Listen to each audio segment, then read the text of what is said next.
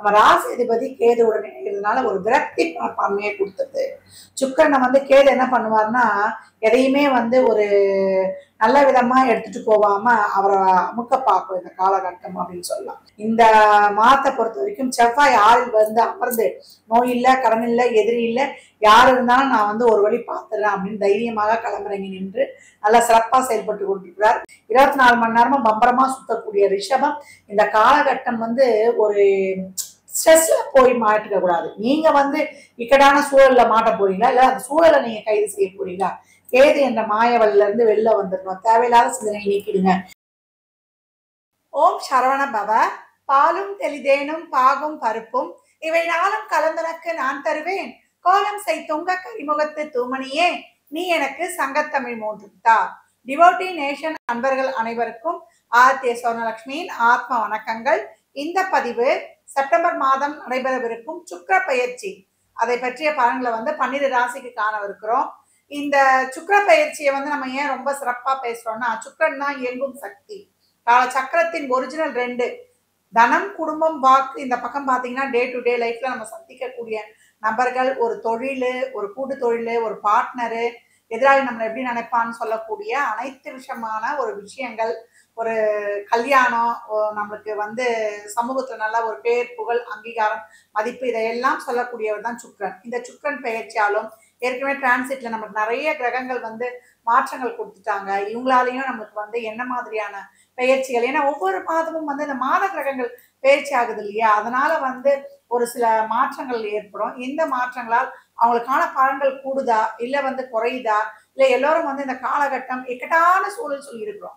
ஏன்னா பிரளய ராசியில வந்து நம்மளுக்கு சனி பகவான் சஞ்சாரிக்கிற வேலையில அவருக்கு கேந்திரத்துல குரு பகவானும் இருந்து இந்த காலகட்டம் ராகு கேதுக்கள் வந்து சூறாவளி காற்று என்னும் இடத்துல வந்து ராகு கும்பராசியில் அமர்ந்தும் நெருப்பு ராசியான சிம்மத்தில் கேது அமர்ந்தும் இந்த நால்வர் நம்மளுக்கு வந்து கொடுக்கக்கூடிய திக் நிமிடங்களா இருக்குது. ஏன்னா எந்த நேரத்துல உலகியல் நிகழ்வுகளாக இருந்தாலும் சரி, அன்றாட மனிதர் வாழ்விலாக இருந்தாலும் சரி, இயற்கை பேரிடராக இருந்தாலும் சரி, நம்ம வந்து நெருப்பு ஆலையா, தண்ணி ஆலையா, இல்ல காத்தாலையா, அதே போல் நம்ம போற விபத்தெல்லாம் வந்து நம்மளுக்கு ஆகாயத்திலையா, நம்மளுக்கு வந்து ஒரு கப்பல் மார்க்கமா, இல்ல ஒரு ட்ரெயினா, ஏன்னா நிறைய இப்போ வந்து நீரால வந்து நம்ம பாதிக்கப்படும், அதே போல் ஆகாயத்தால அப்படின்னு பூகம்பங்களும் ஏற்படுது. அங்கங்க வந்து ஒரு காடு பத்தி எரியுது. இந்த மாதிரி இயற்கை பேரிடர்கள், பஞ்சபூதங்கள்லாம் எப்படிதான் நம்மளுக்கு கஷ்டம் கொடுக்கணும்லாம் தெரியாது. இப்படி இருக்கிற சூழல்ல இந்த சுக்கிர பயிற்சியும் நடக்க இருக்குது.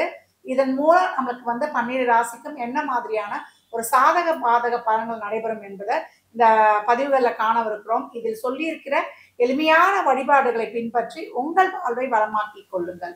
ரிஷப ராசி ரிஷப லக்னத்திற்கான பலன்களை காணவிருக்கிறோம். இந்த சுக்கிரனுடைய பயிற்சியாலும் நம்ம மாத கிரகங்களின் பெயர்ச்சியும் மற்ற கோள்களின் அமைப்பும் ரிஷபத்துக்கு எப்படி வந்து சிறப்பான பலன்களை தரவிருக்குது அப்படின்னு பார்க்கும்பொழுது ரொம்ப அருமையான பலன்கள்னு சொல்லலாம். ரிஷபத்திற்கு ஏற்கனவே பொறுப்புகள், பதவிகள், பட்டங்கள் தானே தேடி வரும்னு சொல்லியிருக்கிறோம். ரிஷபம் அவங்களுக்கு வந்து ரிஸ்கெல்லாம் ரஸ்க் சாப்பிடுற மாதிரி நல்லா வந்து சாதிக்க போறாங்க அப்படின்னு சொல்ல இருந்த ரிஷபம் இந்த மாதம் வந்து கொஞ்சம் எல்லாமே அருமையா நடக்கும்.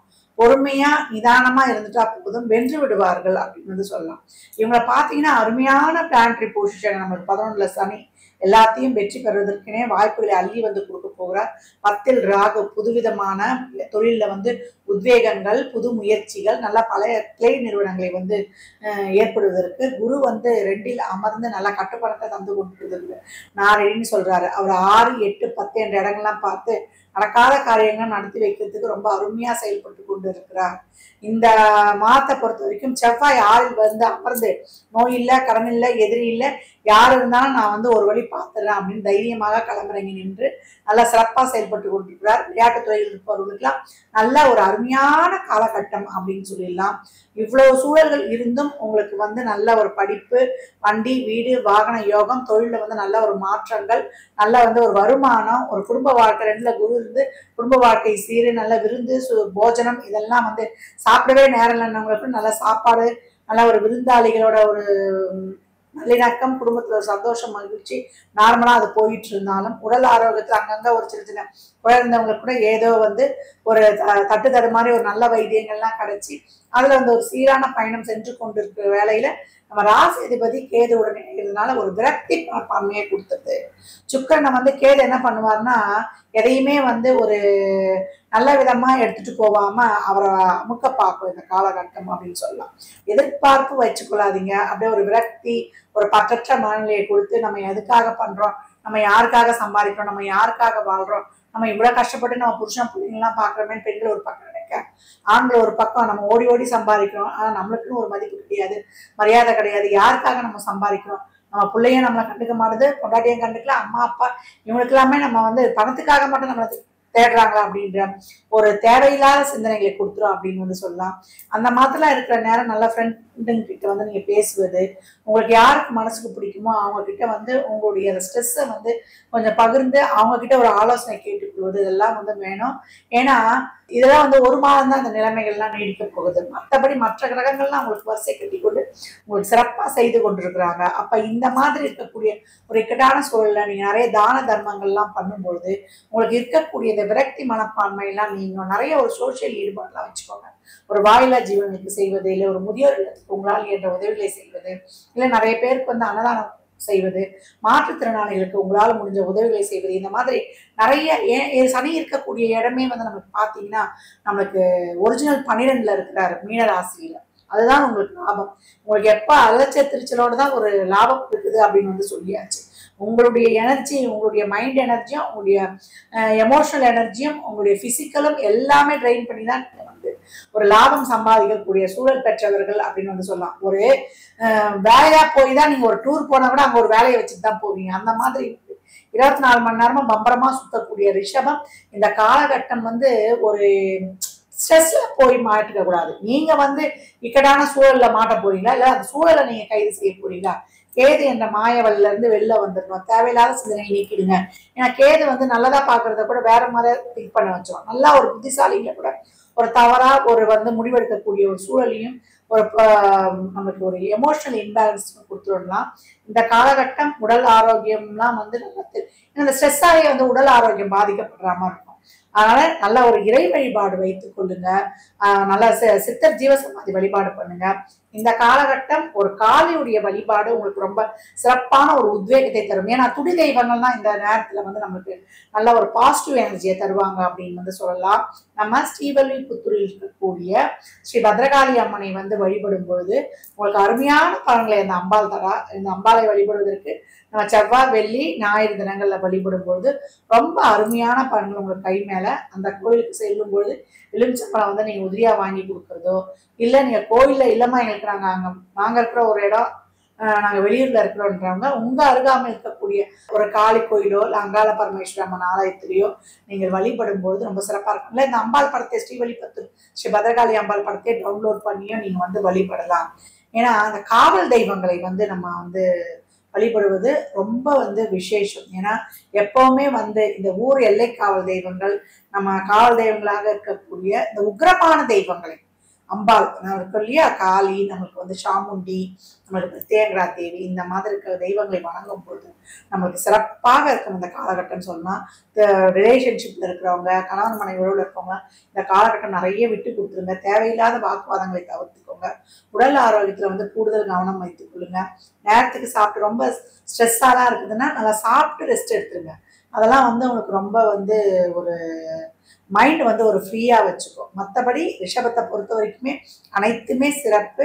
தேவையில்லாமல் வந்து சிந்திக்காதீங்க, நெகட்டிவா இது பண்ணாதீங்க. உங்களை நீங்களே வந்து செல்ஃபா அனலைஸ் பண்ணுங்க. நேர்மறையான சிந்தனைகளை வளர்த்துக் கொள்வது தான் இறை வழிபாடு. மற்றபடி உங்களுக்கு ஆஸ் யூஷுவலா நார்மலா லீட் பண்ற லைஃப் இந்த மாதம் வந்து உங்களுக்கு இந்த சுக்கிரனுடைய பயிற்சியால எந்த வகையிலுமே வந்து உங்களுக்கு ஒரு பாதிப்பு இருக்கக்கூடிய சூழல் இருந்தாலுமே அதை கடந்து வரக்கூடிய ஒரு தன்னம்பிக்கை தைரியத்தை இறை வழிபாடு கொடுத்துரும். நல்ல தாய் வழி உறவுகிட்ட கொஞ்சம் வந்து நீங்க ஒரு தேவையில்லாத வாக்குவாதங்களை வைத்துக்கொண்டு இருக்கீங்க. அம்மாவுடைய உடல் ஆரோக்கியத்துக்கு கூடுதல் கவனம் எடுத்துக்கோங்க. இந்த காலகட்டம் வந்து நம்ம வந்து பொழுதுபோக்கு பயணங்களை விட ஆன்மீக பயணங்களை மேற்கொள்வது ரிஷபத்துக்கு ரொம்ப சிறப்பாக இருக்கும். ரிஷபராசி இந்த மாதம் பொறுத்த வரைக்கும் நீங்க நிறைய அன்னதானம் பண்ணுங்க. அன்னதானம் பண்றதுக்கு நான் ஏற்கனவே ஒரு ப்ரொசீஜரே சொல்லியிருக்கிறேன். ஒரு ஃபுல் மீல்ஸு, அதே போல் வந்து எலுமிச்சங்காய் ஊறுகாவோட ஒரு இனிப்போட 21 ரூபா மேலே வச்சு ஒரு வாட்டர் பாட்டில் தண்ணியோட கொடுக்க இந்த ஸ்ட்ரெஸ் எல்லாம் ரொம்ப குறையும் உங்களுக்கு. எப்பெல்லாம் மனம் வந்து ஸ்ட்ரெஸ்ஸாக இருக்குதோ நீங்கள் பொழுதுபோக்காக சினிமாவுக்கு போகிறோம் அதுக்கு போகிறோம் பழமையான ஆலயங்களுக்கு போயிடுங்க. அங்கே அமர்ந்து நீங்கள் இல்லை சித்தர் ஜீவ சமாதியில் உட்கார்ந்து ஒரு அரை மணி நேரம் மெடிடேஷன் பண்ணிட்டீங்கன்னா அந்த ஸ்ட்ரெஸ்ஸு அப்படியே இறங்குறத வந்து நீங்கள் கண்கூடாக பார்க்கலாம். இந்த மாதத்தை பொறுத்த வரைக்கும் அப்படியே அமைதியாக கடந்து வந்துடுவது. ஏன்னா உங்களுக்கு எல்லாமே நல்லபடியாக நடக்கும். அந்த கேதுடைய இணைவால தேவையில்லாத தவறான முடிவுகளை எடுக்க வேண்டியதுனால முக்கியமான முடிவுகளை தவிர்த்துனா வண்டி வாகனங்களை கவனம், உடல் ஆரோக்கியத்தில் கவனம். ஏன்னா தேவையில்லாத நினைக்க நம்மளுக்கு வந்து ஸ்ட்ரெஸ் தான் கூடுதலாகும். ரிஷபம் இந்த மாதம் பக்குவமாய் கவனமாய் கடந்து வந்து விட வேண்டும். 12 ராசிக்கும் உண்டான பலனை வந்து பார்த்துருக்குறோம். இந்த சுக்கிரன் கேது இணைவு பார்த்தீங்கன்னா நம்மளுக்கு ஒரு செப்டம்பர் 21 இருந்து ஒரு அக்டோபர் 8 வரைக்கும் இந்த சுக்கிரன் கேது அவங்க நல்லா கிட்ட டிகிரியில கனெக்ஷன் வருவாங்க. அந்த காலகட்டம்லாம் பார்த்தீங்கன்னா ஒரு நவராத்திரியாவே வந்துடும். நவராத்திரியில வந்து நீங்க இந்த அகண்ட தீப வழிபாடு பண்றது, இல்ல கோயில்ல போய் தீபங்களை ஏற்றி வழிபடுவது. இந்த அகண்ட தீப வழிபாடுலாம் எப்படின்னு நம்ம பின்வரும் பதிவுகள் எல்லாம் நம்ம பார்க்கலாம். அந்த மாதிரி அந்த 9 நாளுமே வீட்டுல தீபம் எரிவது அவ்வளவு விசேஷம். அந்த மாதிரி வழிபாடு பண்ணுவது நம்ம சொல்லியிருக்கோம் இல்லையா. அந்த பதிவுல ஒவ்வொரு ராசிக்கும் ஒரு காளி கோயில் சொல்லியிருக்கோம். அந்த காளி கோயில் நம்ம போக முடியலன்னா பரவாயில்ல, நம்ம வந்து அந்த காளி படத்தை வந்து டவுன்லோட் பண்ணி வச்சு நம்ம தீபம் ஏற்றி வழிபடணும். நம்ம காளியெல்லாம் வீட்டுல வச்சு கும்பிடலாமெல்லாம் தாராளமா. துர்கை இருந்தாலே அவளை அங்க ஆவகாரம் பண்ணிட்டாலே காளியா மாறிடும். நீங்க எந்த காளியை வழிபடணும்னு நினைக்கிறீங்களோ அந்த காளியை வந்து நீங்க தீபம் ஏத்திட்டாலே அந்த தீபத்துல வந்து அந்த அம்பாள் ஆவாகனம் ஆயிடுவான்னு சொல்லலாம். இந்த வழிபாடுலாம் நீங்க ராகுகாலம் நான் நம்மளுக்கு ஒவ்வொரு பதிலும் நான் அதை வலியுறுத்துறேன். ராகு காலத்துல வரக்கூடிய கடைசி 24 நிமிடம் உங்களுக்கு அவ்வளவு சிறப்பா வேலை பார்த்துரும். துர்கை படம் இருந்தா கூட அந்த படத்துலயா காளியா அந்த அம்மா நினைச்சு கும்பிட்டா அந்த அம்மா அந்த மாறிடுவாங்க. அப்படி வந்து செயல்படக்கூடிய ஒரு சிறப்பு. அங்காள பரமேஸ்வரிலாம் சொல்லவே வேண்டாம். மயான காளியெல்லாம் வந்து எங்கெல்லாம் இருக்குதோ மயானமும் காளி கோயிலும் அங்கெல்லாம் சென்று வழிபடுவதெல்லாம் ரொம்ப சிறப்பு. இந்த காளியை வந்து நீங்க டவுன்லோட் பண்ணி வழிபட்டாலும் சரி, இல்லை உங்க அருகே இருக்கக்கூடிய எல்லை காவல் தெய்வங்கள் உக்கிரமான தெய்வங்களை வழிபடும் பொழுது இந்த காலகட்டங்களை வந்து சிறப்பா இருக்கும். இந்த நவராத்திரி வழிபாடுல வந்து இந்த 9 நாளும் நீங்க வழிபடும் பொழுது இந்த நாள் அந்த கிரகங்களின் சேர்க்கையால் ஏற்படக்கூடிய அசம்பாவிதங்கள்லாம் வந்து உங்களுக்கு தவிர்க்கப்படும். ரொம்ப பெருசா வரதெல்லாம் சிறுசா ஆயிடும். அந்த ராகாலத்தில் வரக்கூடிய 24 நிமிடத்தில் நீங்க வழிபடுவதும், யமகண்டத்தில் வரக்கூடிய அந்த 24 நிமிடத்துல கோவிந்தா கோவிந்தான்னு சொல்லும்போது காக்கும் கடவுளாகிய திருமால் உங்களுக்கு மிக சிறப்பான செல்வ செழிப்பை கொடுத்துருவார். யார் யாருக்கெல்லாம் பணம் வேணும், பணம் வேணாம்னு சொல்றவங்களாம் இருக்கிறோமா, அந்த மாதிரி காக்கும் கடவுளாகிய பெருமாள் நம்மளை வந்து காத்து ரட்சிப்பான் அப்படின்னு சொல்லலாம். பரிகாரம் ஒண்ணுமே கிடையாது. அன்றாட வாழ்வுல நம்ம செய்யக்கூடிய நித்திய வழிபாடு. இது நித்திய வழிபாடுதான் நம்மளை புனரமைச்சுக்கோம். நம்ம டே டு டே லைஃப்ல நம்ம கிட்ட இருக்கிற அந்த கெட்ட ஆராதனைக்கு நம்ம புதுசா நேர்மறையா சிந்திக்க செயல்பட வைக்கும். நேர்மறையா சிந்திக்கவே நம்ம ஒண்ணு நினைச்சோம்னா ஐயோ இது நடக்குமோ நடக்காதோ அப்படின்ற ஒரு பயம் வரும் இல்லையா, இந்த அச்சத்தை எல்லாம் நீக்கி கொடுத்துரும் அப்படின்னு வந்து சொல்லலாம். இந்த காலகட்டங்களை நிறைய தான தர்மம் பண்ணுங்க. விசேஷ நாட்கள்லாம் நிறைய தான தர்மம் தான் சொல்லுவேன். அன்னதானமே வந்து ஒரு ப்ரொசீஜர் இருக்கு. ஒரு ஃபுல் மீல்ஸ் இனிப்போட எலுமிச்சங்காய் ஊறுகாவோட 21 ரூபா சில்லறை பணம் வைத்து ஒரு ஏழை எளியவருக்கு தாராளமாக கொடுங்க. எலுமிச்சம்பழம் நிறைய கோயிலுக்கு வாங்கி கொடுங்க. இந்த சுக்கிரன் கேது இணைவா உங்களுக்கு ஏதாவது ஒரு தசாபுதில சிறப்புல ஒரு சனி ராகு கேது தசாபுதியே நடக்குது. இப்ப மீன லக்னமா இருந்து சுக்கிர தசாபுதியே போகுது. இப்ப சுக்கிரனுடைய லக்னமா இருந்து குருவுடைய தசாபுதியே போகுது. குரு சிறப்பான இடங்கள்ல இல்ல, சனி சிறப்பான இடங்கள்ல இல்ல. எங்களுக்கு அந்த மாதிரி குரு சனி ராகு கேது சூரியன் சந்திரன் இவங்கெல்லாம் இந்த பாவகிரகங்கள்லாம் இணைந்தே போதுமான்றவங்க எல்லாம் நீங்க இந்த எலுமிச்சம்பழத்தை தானமா கொடுக்கும்போது அந்த சிறப்பா நிகழ்வு உங்களுக்கு நடைபெற்றுடும். 38 எலுமிச்சம்பழம் வாங்கி கொடுங்க. அந்த எலுமிச்சம்பழத்தை நல்லா சுத்தம் பண்ணி மஞ்சத்தல்ல கழுவி உங்களுக்கு என்ன கோரிக்கை அதை நினைத்து எடுத்து வச்சு ஒரு மஞ்சத்தூள் குங்குமம் பாக்கெட்டோட வாங்கி கொடுங்க. ஒரு 5 எலுமிச்சம்பழத்தை திருப்பி வாங்கிட்டு வந்துடுங்க. ஒரு எலுமிச்சம்பழம் வந்து நீங்க ஜூஸ் போட்டு குடிச்சுன்னா, ஒரு எலுமிச்சம்பழத்தை வாச நிலப்படையில கட்டணும், ஒரு எலுமிச்சம்பழத்தை வந்து பூஜை அறையில வைக்கணும், ஒரு எலுமிச்சம்பழத்தை வந்து உங்களுடைய வண்டியை வச்சுக் கொள்வதோ, ஒரு எலுமிச்சம்பழம் உங்களுடைய பணப்பட்டியில் வைத்துக் கொள்வதோ மிக சிறப்பான செல்வ செழிப்பை காணலாம். இதெல்லாம் ஃபாலோ பண்ணுங்க. எளிமைதான், ஆனா கன்சிஸ்டன்சியா பின்பற்றணும். இதெல்லாம் பின்பற்றி உங்கள் வாழ்வை வளமாக்கிக் கொள்ளுங்கள். மற்றும் ஒரு சிறப்பான பதிவில் சந்திக்கும் வரை தங்களிடமிருந்து விடைபெற்றுக் கொள்வது ஆதித்ய சொர்ணலட்சுமி. இறையருளால் அனைத்தும் நிறைவாகட்டும்.